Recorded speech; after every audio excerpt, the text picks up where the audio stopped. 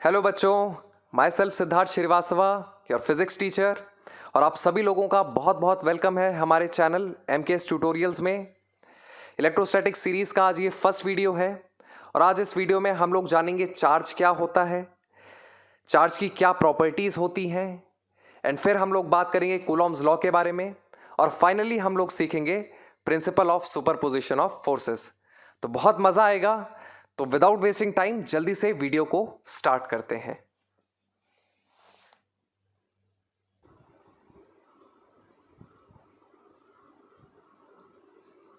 तो सभी लोग नोटबुक्स पर हेडिंग डाल लो, इलेक्ट्रोस्टैटिक्स। अब ये जो चैप्टर का नाम है इलेक्ट्रोस्टैटिक्स, यहाँ पर हम लोग बात करने वाले हैं चार्जेस के बारे में, जब चार्जेस रेस्ट पर हुआ करेंगे। इलेक्ट्रो से हमारा मतलब है will be talking about charge, और स्टैटिक से हमारा मतलब है जब वो रेस्ट पर होंगे।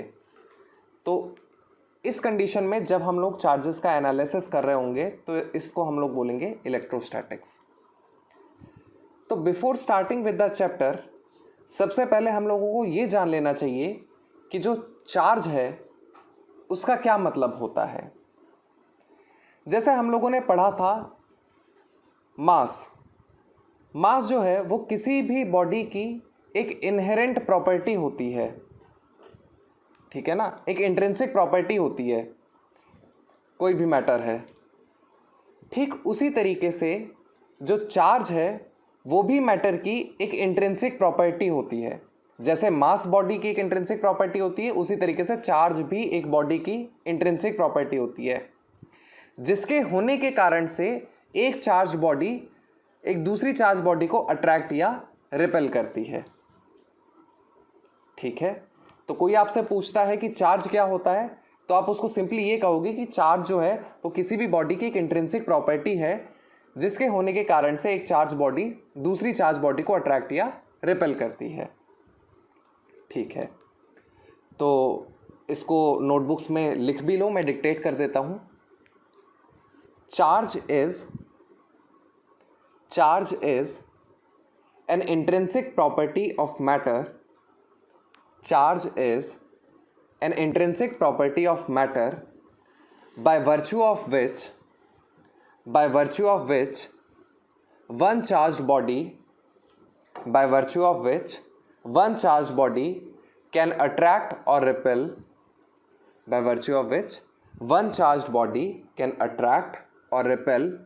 another charged body kept in its vicinity।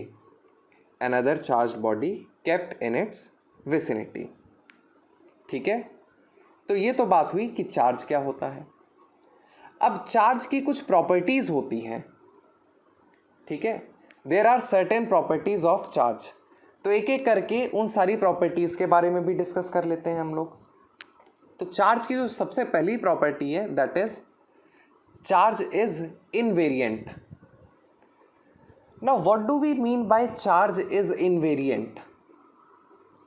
जैसे आप लोगों ने अपनी केमिस्ट्री की क्लास में पढ़ा होगा एटॉमिक स्ट्रक्चर में कि किसी भी सब एटॉमिक पार्टिकल का जो मास है वो जैसे जैसे उसकी वेलोसिटी हम लोग चेंज करते जाते हैं वैसे वैसे उसका मास भी जो है वो चेंज करता जाता है। एक्चुअली ये जो कॉन्सेप्ट है ये सभी बॉडीज़ के लिए बिल्कुल ट्रू है। फोटोन का मास आप लोगों को लिखवाया गया था m is equal to m0 upon √1 - v²/c²। यहाँ पर जो m0 होता था वो बॉडी का रेस्ट मास होता था, और जैसे जैसे उस बॉडी की वेलोसिटी को हम लोग इंक्रीज करते चले जाते थे वैसे वैसे उस बॉडी का जो मास है वो भी इंक्रीज करता चला जाता था, क्योंकि m0 अपॉन √1 - v²/c² है ना। तो v जैसे जैसे आप बढ़ाते चले जाओगे v/c जो है उसका जो वैल्यू है वो इंक्रीज होता चला जाएगा। और अगर आपने खुदा ना खास्ता ऑब्जेक्ट की वेलोसिटी ऑफ लाइट के बराबर कर दी तो जो बॉडी है उसका मास इन्फिनिटी को टेंड करने लगेगा। Per day to day life में जो है हम इस तरीके का कोई फिनोमेना ऑब्जर्व नहीं करते हैं, क्योंकि अगर मैं आपकी अपनी बात करूं तो हम लोग जिन वेलोसिटी से मूव कर रहे हैं वो बहुत छोटी हैं अगर हम उन्हें कंपेयर करें with the speed of light. तो इसीलिए हमको ऐसा लगता है कि मास जो है वो एक एब्सोल्यूट क्वांटिटी है, जो कि हकीकत में सही बात नहीं है। लेकिन चार्ज जो है वो चाहे किसी भी फ्रेम में हो, वो हमेशा एब्सोल्यूट ही रहता है, उसकी मैग्नीट्यूड में कोई चेंज नहीं आता। इसीलिए हम कहते हैं चार्ज इज इनवेरिएंट। मास जो है वो फ्रेम बदलने पर चेंज हो जाता है, लेकिन चार्ज फ्रेम चेंज करने पर भी फिक्स रहता है। इसीलिए हम कहते हैं चार्ज एक इनवेरिएंट क्वांटिटी है। ठीक है, ये बात एकदम क्लियर है। तो सबसे पहली प्रॉपर्टी चार्ज की क्या है? That charge is invariant. Okay, second property है चार्ज इज क्वांटाइज्ड। अब ये क्वांटाइजेशन ऑफ चार्ज से हमारा क्या मतलब है? तो एक काम करते हैं, इसको समझने के लिए हम एक एग्जाम्पल का हेल्प ले लेते हैं। जैसे इमेजिन करो आपका एक फ्रेंड है, उसके पास बहुत सारे पैसे हैं, लेकिन 10 रुपीज़ की फॉर्म में ही है। मतलब उसकी जेब में 10 रुपए के बहुत सारे नोट हैं। अब अगर आप उसके पास जाते हो और उससे 100 रुपये मांगते हो, तो वो क्या करेगा? वो अपनी जेब में से 10-10 रुपए के 10 नोट निकालेगा और आपको दे देगा। ठीक है, चलो ये तो बहुत सिंपल सा केस था। अब ज़रा इमेजिन करो आप उसके पास दोबारा से गए और आपने कहा कि मुझे 55 रुपये चाहिए। आपने उससे 55 रुपीज़ मांगे। तो क्या इस बार ये ट्रांजैक्शन पॉसिबल हो पाएगा? नहीं, ये ट्रांजैक्शन नहीं पॉसिबल हो पाएगा। प्रॉब्लम क्या है? प्रॉब्लम ये है कि उसकी जेब में जितना भी पैसा है वो 10 रुपीज़ की फॉर्म में ही प्रेजेंट है। वो आपको 50 रुपीज़ दे सकता है, वो आपको 60 रुपीज़ भी दे सकता है, लेकिन वो आपको 55 रुपीज़ नहीं दे सकता।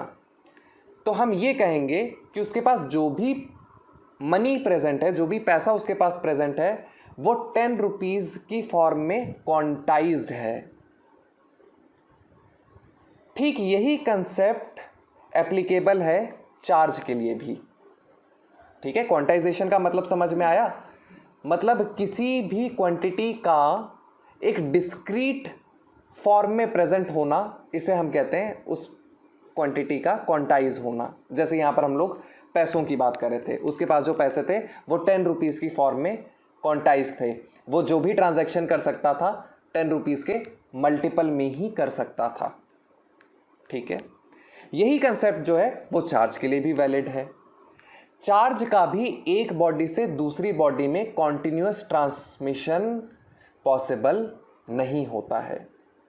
जो सबसे छोटा ट्रांजैक्शन चार्ज का हम कर सकते हैं, that is equal to charge present on 1 electron, जिसकी वैल्यू होती है 1.6 इंटू 10⁻⁻19 कूलम। अगर आप कहो कि आप एक बॉडी से 0.8 इंटू 10⁻⁻19 कूलम का चार्ज दूसरी बॉडी में ट्रांसफर कर दोगे, तो ये करना पॉसिबल नहीं है। आप केवल इलेक्ट्रॉन के इंटीग्रल मल्टीपल के फॉर्म में ही चार्ज का ट्रांसफर एक बॉडी से दूसरी बॉडी में कर सकते हो। This is what we mean by quantization of charge.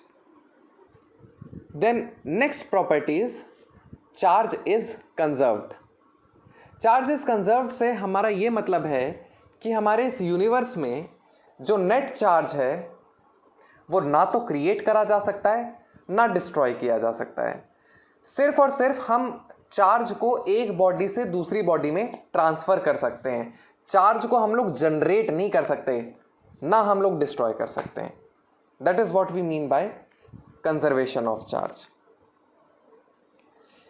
And the last property is charge जो है वो दो तरीके का होता है, पॉजिटिव एंड नेगेटिव। जैसे प्रोटॉन जो है वो एक पॉजिटिव चार्ज पार्टिकल है और इलेक्ट्रॉन एक नेगेटिवली चार्ज पार्टिकल है। अगर तो हमारे पास दो पॉजिटिवली चार्ज पार्टिकल होंगे तो वो हमेशा एक दूसरे को रिपेल करेंगे। सिमिलरली अगर दो नेगेटिव चार्ज पार्टिकल्स होंगे तो वो भी एक दूसरे को रिपेल करेंगे। लेकिन अगर एक पॉजिटिव चार्ज है और दूसरा नेगेटिव चार्ज है तो वो हमेशा आपस में एक दूसरे को अट्रैक्ट करते हैं।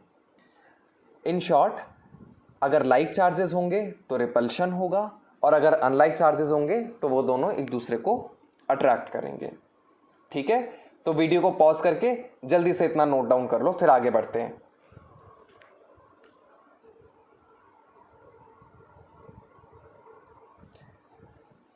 चलो जल्दी से वीडियो को पॉज करके नोट कर लो। हाँ भाई, नोट कर लिया सब लोगों ने?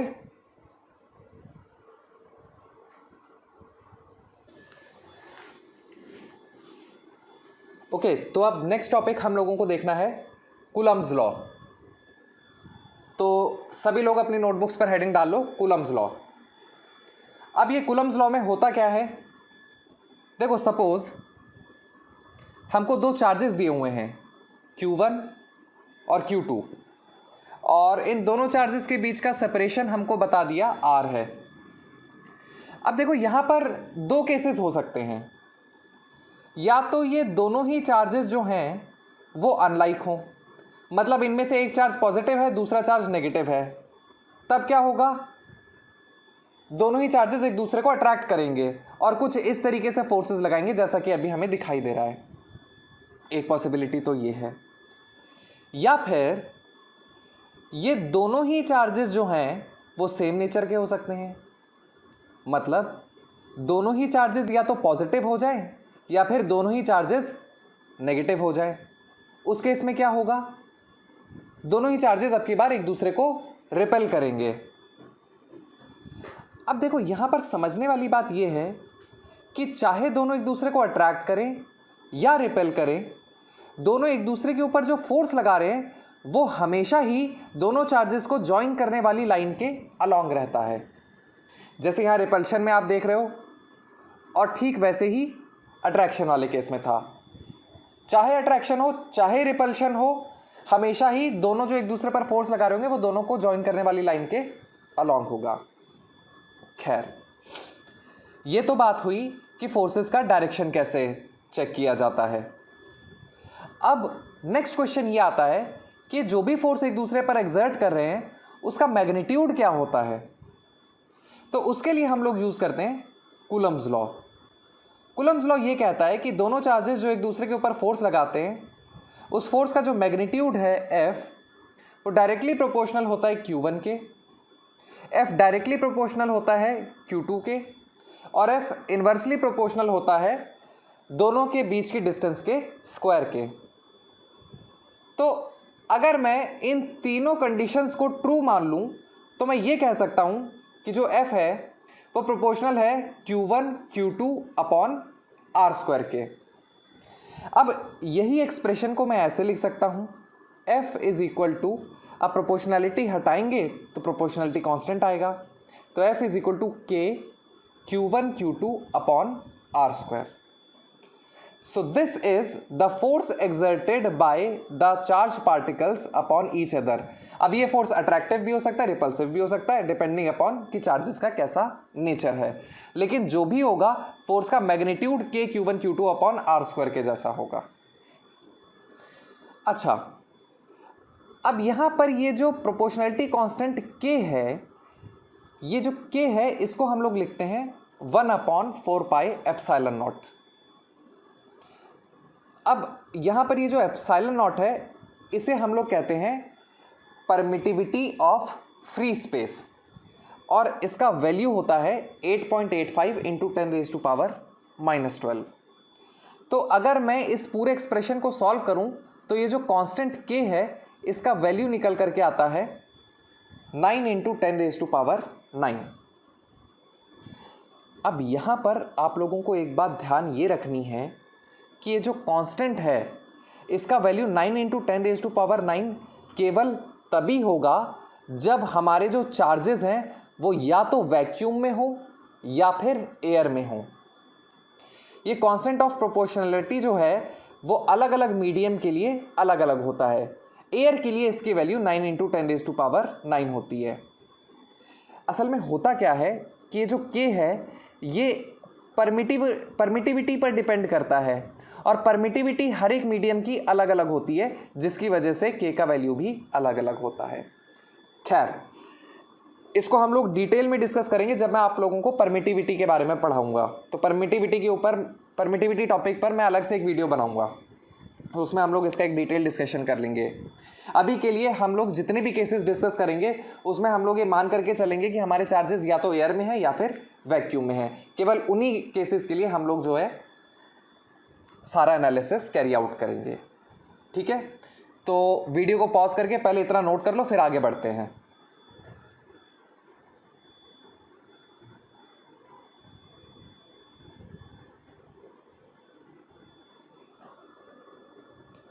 हाँ भाई, पॉज करके नोट कर लिया सब लोगों ने?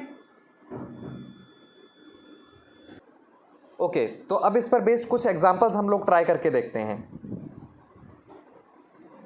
तो फर्स्ट क्वेश्चन हमको दिया हुआ है, consider 2 unit charges separated by a distance of 1 kilometre, find the magnitude of force acting between them.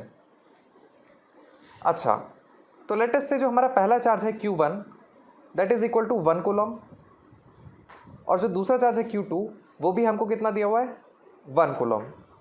और इन दोनों ही चार्जेस के बीच का जो डिस्टेंस है R वो हमको दिया हुआ है 1 किलोमीटर, या फिर हम कह सकते हैं 1000 मीटर।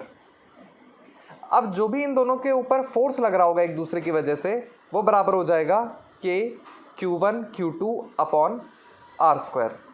तो इसका मतलब F is equal to K का value 9 into 10⁻⁹ into 1 coulomb into 1 coulomb upon 10⁻⁶।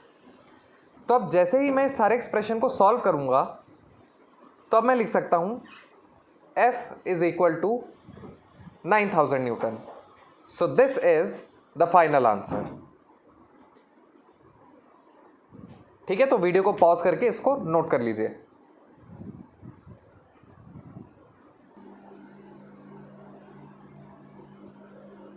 Okay, तो अब नेक्स्ट क्वेश्चन ट्राई करते हैं हम लोग। तो नेक्स्ट क्वेश्चन देखो हम लोगों को दिया है, it is observe that if 1 microcoulomb of charge is transferred from object A to B, initially having same charge, the force of interaction between them changes by 1 millinewton. Find the separation between the objects.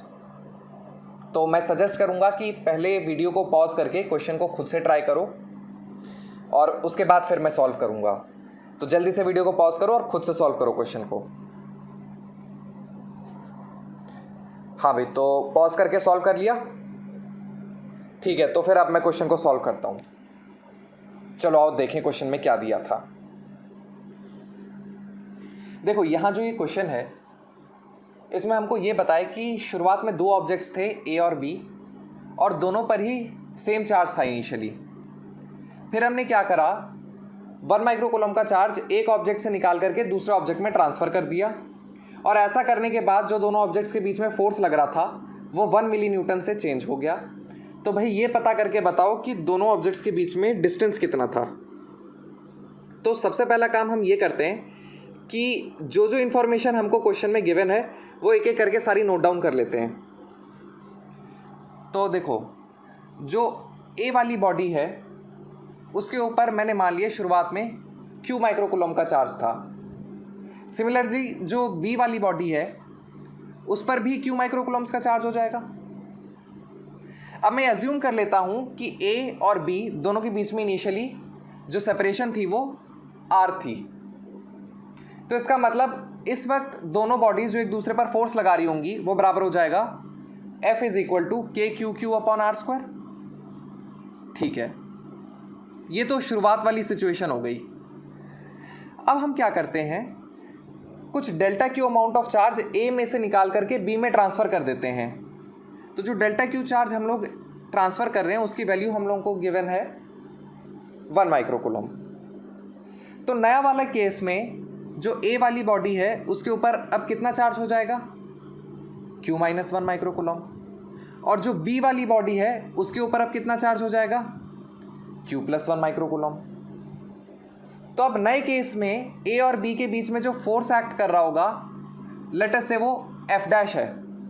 तो जो F dash है इसकी जो value है वो कितनी हो जाएगी, K Q minus 1 into Q plus one upon R square.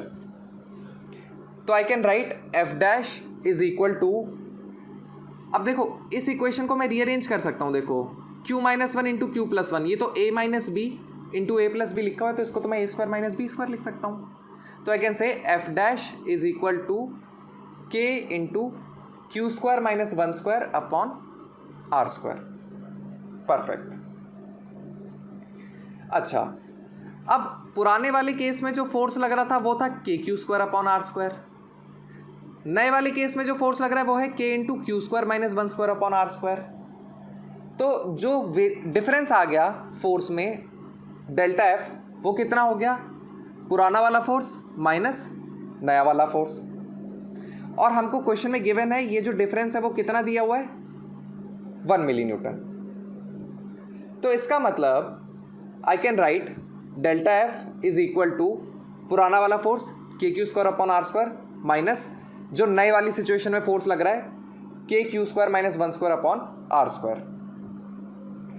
तो जब मैं इस एक्सप्रेशन को सॉल्व करूंगा then this will become delta F is equal to K into one square upon R square. ठीक है। अच्छा, यहां पर एक बात ध्यान रखनी है, ये जो चार्ज लिखा हुआ है ये माइक्रो कूलम्स में लिखा है, तो ये जो वन स्क्वायर लिखा है ये 1 माइक्रो कूलम का स्क्वायर है, ये ध्यान रखना है। तो अब देखो, अब अगर मैं इस एक्सप्रेशन को सॉल्व करता हूं तो मुझे आर ई तो फाइंड करना था। ये है 1 माइक्रो कूलम का स्क्वायर, के का वैल्यू भी हम लोग जानते हैं और डेल्टा एफ भी हमको गिवन है। तो I can simply say R is equal to under root of K into 1 micro coulomb का स्क्वायर अपॉन डेल्टा एफ। तो जैसे ही मैं यहाँ पर सारी वैल्यूज़ को सब्सटीट्यूट करूँगा तो फाइनली हमारा आंसर आएगा R is equal to 3 metre. So this is the final answer. ठीक है, तो वीडियो को पॉज करके इसको नोट डाउन कर लो। चलो जल्दी से वीडियो को पॉज करके नोट कर लो।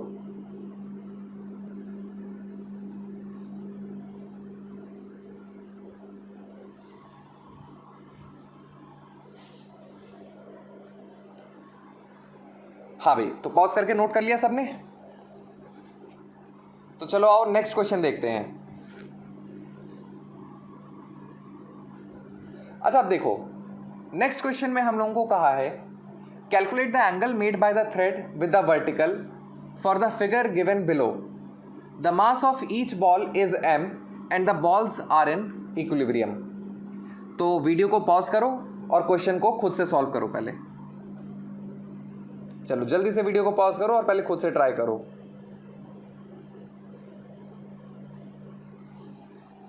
हाँ भाई, तो पॉज करके सबने खुद से ट्राई कर लिया?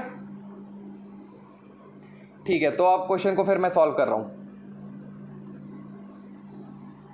देखो सबसे पहले तो देखो क्या कहा है क्वेश्चन में, हमको ये थीटा कैलकुलेट करने के लिए क्वेश्चन में कहा गया है और हमको ये मालूम है कि जो दोनों बॉल्स हैं दोनों के ऊपर चार्ज सेम है, Q है, और दोनों के बीच में जो सेपरेशन है वो D है और दोनों ही बॉल्स का मास M है। तो अगर मैं सपोज इस वाली बॉल के बारे में बात करता हूँ तो इस वाली बॉल का अगर मैं FBD ड्रॉ करूँ तो कौन कौन से फोर्सेस देखो मुझे दिखाई दे रहे हैं। एक तो अर्थ इसे mg से अपनी तरफ पुल कर रही है, ठीक है, और ये बॉल जिस थ्रेड से कनेक्टेड है वो थ्रेड इसे अपनी तरफ पुल कर रही है T टेंशन से। अब अगर मैं इस टेंशन के कंपोनेंट्स कर लूँ तो इसका एक कंपोनेंट वर्टिकल डायरेक्शन में लग रहा होगा, उसका नाम मैंने रख दिया Ty, और एक कंपोनेंट हॉरिजॉन्टल डायरेक्शन में लग रहा होगा, उसका नाम मैंने रख दिया Tx। अच्छा, दूसरी बात, ये दोनों चार्जेस एक दूसरे को रिपेल भी कर रहे होंगे तो एक इलेक्ट्रिक फोर्स भी लग रहा होगा Fe। तो कुल मिलाकर के ये जो बॉल है इसके ऊपर ये सारे फोर्सेस जो हैं एक्ट कर रहे हैं। अब अगर मुझे ये Fe कैलकुलेट करना है तो ये जो Fe है इस Fe की वैल्यू देखो कितनी हो जाएगी, Fe is equal to K Q Q upon R square. ठीक है, ये तो इलेक्ट्रिक फोर्स की बात हो गई। अच्छा, अब देखो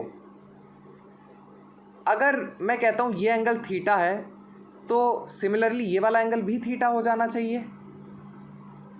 ओके, तो ये जो Ty है ये Ty कितना हो जाएगा, Ty will be equal to T cos theta, और टी एक्स जो है उसकी वैल्यू कितनी हो जाएगी, टी साइन थीटा। तो अगर मैं वाई डायरेक्शन में इक्विलिब्रियम की इक्वेशन लिखूं तो देखो वाई डायरेक्शन में इस बॉल पर मुझे कौन कौन से फोर्सेस दिखाई दे रहे हैं। एक तो थ्रेड का वर्टिकल टेंशन का कंपोनेंट अपवर्ड लग रहा है और अर्थ mg डाउनवर्ड लगा रही है, और बॉल इक्विलिब्रियम में है तो नेट फोर्स 0 होना चाहिए।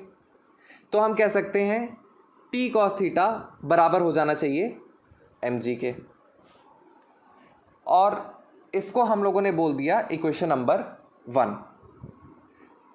सिमिलरली एक्स डायरेक्शन में अगर हम बात करें तो एक्स डायरेक्शन में थ्रेड का horizontal component T x left में लग रहा है और इलेक्ट्रिक फोर्स इसके ऊपर राइट साइड में लग रहा है, तो हम कहेंगे T sine theta is equal to K Q square upon R square, और इसको हम लोगों ने बोल दिया इक्वेशन नंबर 2। खैर अब हम लोगों को थीटा पता करना है, तो सबसे अच्छा रहेगा अगर मैं इक्वेशन नंबर 2 को डिवाइड कर दूं इक्वेशन नंबर 1 से। तो 2 को हमने 1 से डिवाइड कर दिया।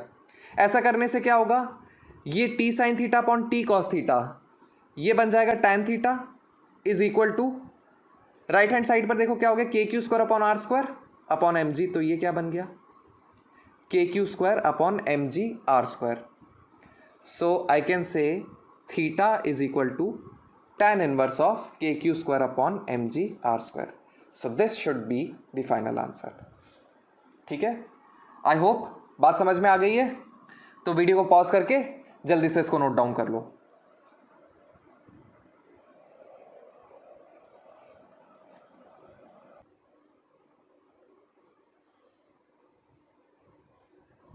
ओके, तो अब नेक्स्ट कॉन्सेप्ट हम लोगों को सीखना है principle of superposition of forces.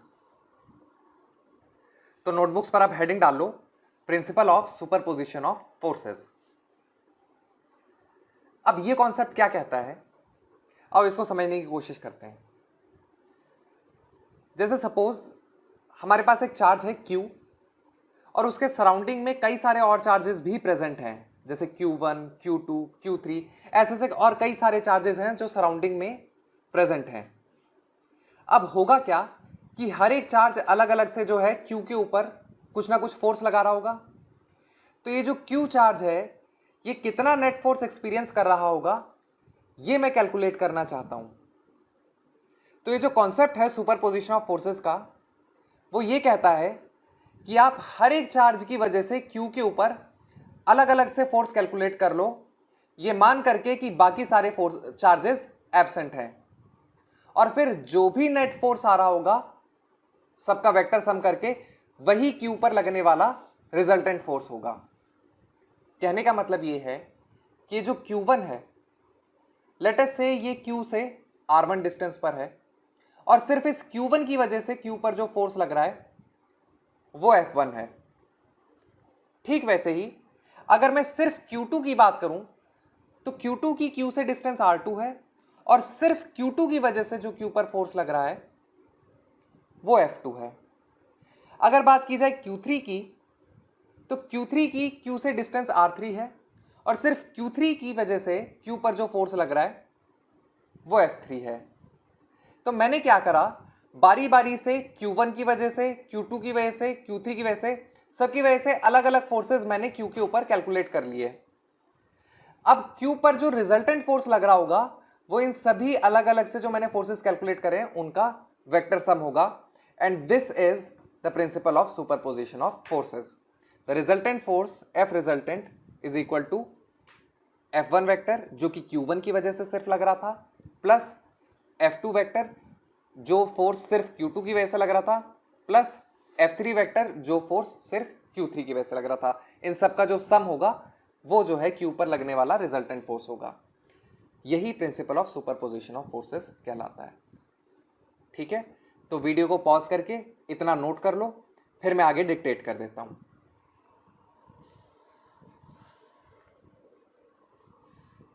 चलो जल्दी से वीडियो को पॉज करके नोट करो।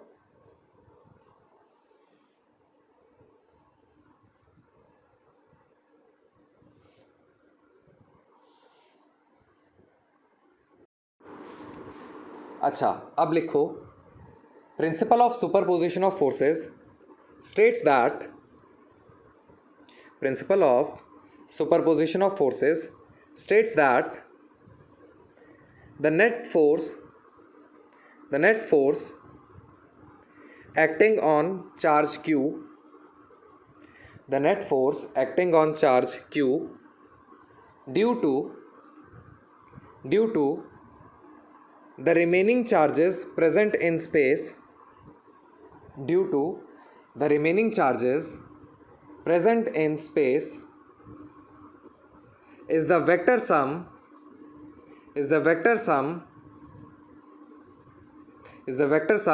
of forces acting on q, is the vector sum of forces acting on q due to the remaining charges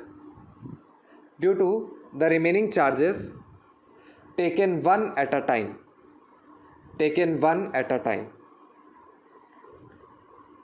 ठीक है, तो ये तो बात हो गई principal of superposition of forces की।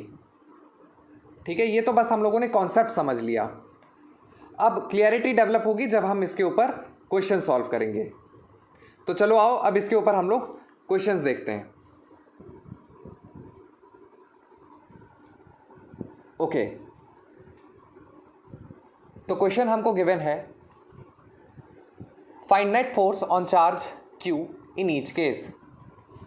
तो क्वेश्चन का फर्स्ट पार्ट है, स्मॉल q चार्ज है हमारे पास, उसके लेफ्ट साइड में 2q है और राइट साइड में q है। अब इस स्मॉल q पर नेट फोर्स कितना लग रहा होगा इन बाकी दोनों चार्जेस की वजह से, ये मुझे कैलकुलेट करना है। तो ये वाला क्वेश्चन मैं सॉल्व करूंगा, आगे वाले जो एग्जांपल्स हैं वो आप सॉल्व करोगे। तो देखो, सबसे पहला काम हम क्या करेंगे, Q को छोड़ करके बाकी जितने भी चार्जेस हैं जो कि Q के ऊपर फोर्स लगा रहे हैं, हम उनकी नंबरिंग कर देंगे। ये वाला जो 2Q चार्ज है इसका नाम रख दिया हमने चार्ज नंबर 1, और ये जो Q चार्ज है इसका नाम हमने रख दिया चार्ज नंबर 2। अब चार्ज नंबर 1 जो है वो भी पॉजिटिव है और हमारा स्मॉल q भी पॉजिटिव है, तो ये जो चार्ज नंबर 1 है वो Q को रिपेल करेगा, तो F1 फोर्स ऐसे लगाएगा।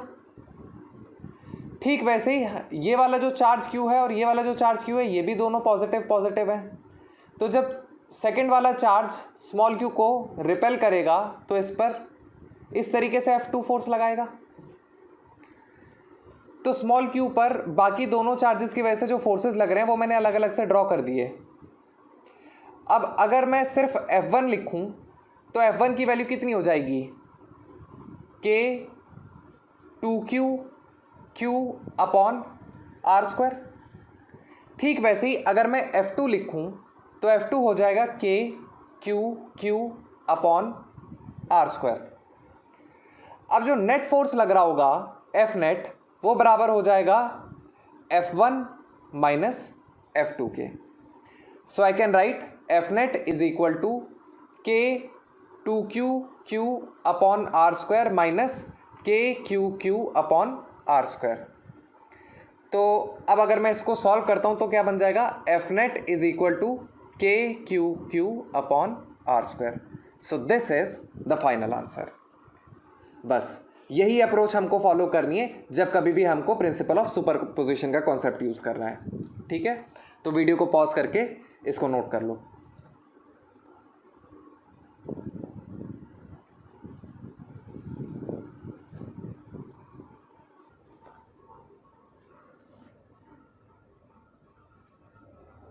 तो चलो आओ अब नेक्स्ट एग्जांपल देखते हैं।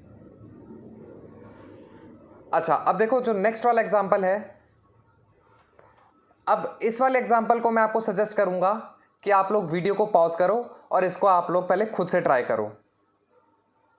कॉन्सेप्ट अब आप लोगों को समझ में आ गया है, अप्रोच क्या है ये भी आपको पता लग गया है। अब वीडियो को पॉज करके इस क्वेश्चन को खुद से सॉल्व करो।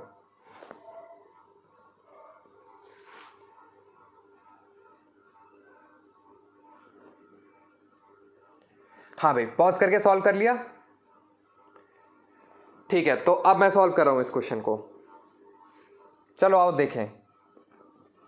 तो अब सबसे पहला काम हम लोग क्या करेंगे, ये वाला जो स्मॉल q चार्ज है मुझे इसके ऊपर फोर्स कैलकुलेट करना है बाकी सभी चार्जेस की वजह से। तो बाकी जितने सारे चार्जेस हैं मैं उनकी नंबरिंग कर दूंगा। तो ये जो 8Q वाला चार्ज है इसको हमने बोल दिया चार्ज नंबर 1, ये जो Q चार्ज है इसको हमने बोल दिया चार्ज नंबर 2, और जो -4Q चार्ज है इसको हमने बोल दिया चार्ज नंबर 3। अब 8Q जो है वो स्मॉल q को रिपेल करेगा, तो इसके ऊपर F1 फोर्स राइट साइड में लगाएगा। ये कैपिटल Q जो है चार्ज नंबर 2, ये स्मॉल q को रिपेल करेगा, तो इसके ऊपर F2 फोर्स लेफ्ट साइड में लगाएगा। ये जो चार्ज नंबर 3 है -4Q, ये स्मॉल q को अट्रैक्ट करेगा, तो इसके ऊपर F3 फोर्स राइट साइड में लगाएगा। तो ये जितने सारे चार्जेस हैं इन सब की वजह से मैंने स्मॉल q पर लगने वाले फोर्सेस जो हैं शो कर दिए। अब एक एक करके इन सभी फोर्सेस को हम लोग कैलकुलेट कर लेते हैं। तो जो ये F1 है ये बराबर हो जाएगा K 8Q अपॉन R²। जो F2 है उसकी वैल्यू हो जाएगी K Q अपॉन R², और जो F3 है उसका मैग्नीट्यूड हो जाएगा F3 is equal to K 4Q upon 2R²। क्योंकि जो 4Q है उसकी स्मॉल q से डिस्टेंस देखो कितनी, R plus R 2R।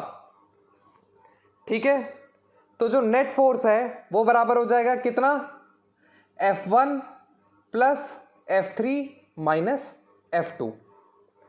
So this will become F net is equal to, F1 देखो कितना था 8K upon R² plus F3 देखो कितना था KQ अपॉन R²। देखो मैंने इसको जब सॉल्व करा तो ये 4 और ये 4 आपस में कैंसिल आउट हो गए ना, तो ये बन गया KQ upon R² minus F2 देखो कितना था KQ अपॉन R²। तो ये दोनों तो आपस में कैंसिल आउट हो जाएंगे, तो इन दोनों को हमने कैंसिल कर दिया। सो फाइनली क्या बच गया, F net is equal to K 8Q upon R²। So this is the final answer.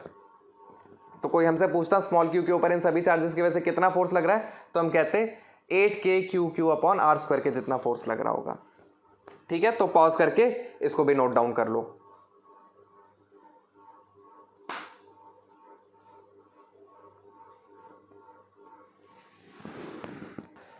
Okay, अब एक लास्ट एग्जांपल हम लोग और देख लेते हैं, फिर आज के वीडियो को यहीं पे एंड करते हैं। तो नेक्स्ट एग्जांपल कुछ इस तरीके से है। ये स्मॉल q चार्ज है, इसके लेफ्ट साइड में 8Q है, राइट साइड में कैपिटल Q है, और इसके ठीक ऊपर में एक 9Q चार्ज है। तो वीडियो को पॉज करो, पहले आप लोग इस क्वेश्चन को खुद से ट्राई करो, फिर मैं इस क्वेश्चन को सॉल्व करूंगा। ठीक है, तो पॉज करके पहले क्वेश्चन को खुद से ट्राई करो।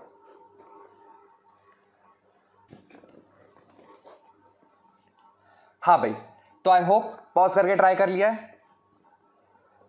ठीक है, तो अब इस क्वेश्चन को मैं सॉल्व करने जा रहा हूं। तो वही हमारी अप्रोच है। सबसे पहला काम हम लोग क्या करेंगे, इन सभी चार्जेस की नंबरिंग कर देंगे हम। तो ये जो 8Q है इसका नाम रख दिया चार्ज नंबर 1, ये जो Q है इसका नाम रख दिया चार्ज नंबर 2, और ये जो -9Q है इसका नाम रख दिया चार्ज नंबर 3। पहला काम हो गया।